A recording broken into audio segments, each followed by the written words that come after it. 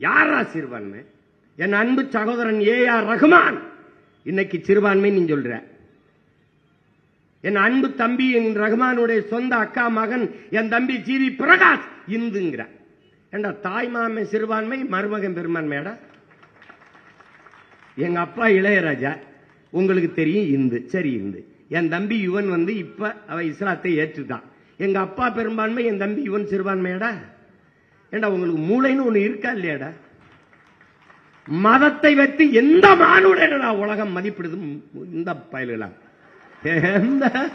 வெறி வருதா இல்லையா? இதுல நாங்கள் தான் சிறுபான்மை மக்களின் பாதுகாவலர்கள்.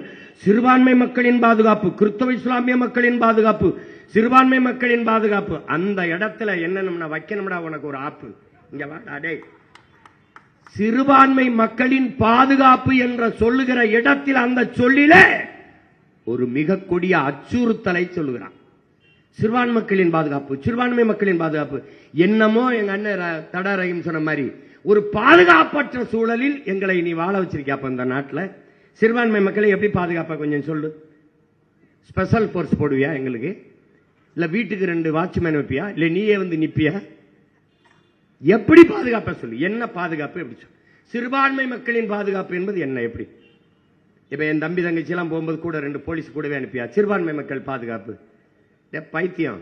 ஒட்டுமொத்த நாட்டு மக்களின் நாட்டு பாதுகாப்பு, ஒட்டுமொத்த நாட்டு மக்களின் பாதுகாப்பு தான் இங்க இருக்கிற கிறிஸ்தவர், இஸ்லாமியர், இந்து, சீக்கியர், பௌத்தர் எல்லாருக்குமான பாதுகாப்பு. அதுல என்ன தனியா சிறுபான்மை மக்களின் பாதுகாப்பு, சிறுபான்மை மக்களின் பாதுகாப்பு. அந்த சொல்லிலே நீ அச்சுறுத்துகிறாய். ஏதோ பிரச்சனை இருக்கு போல இருக்கு, ஏதோ ஆபத்து இருக்கு போல இருக்குன்னு. தம்பி, நீ சிறுபான்மை மக்களின் பாதுகாப்பு இல்ல, இங்க இருக்கிற கிறிஸ்தவ இஸ்லாமிய மக்கள் தான் தொடர்ச்சியாக உனக்கு வாக்கு செலுத்தி பாதுகாத்து வச்சிருக்காங்க.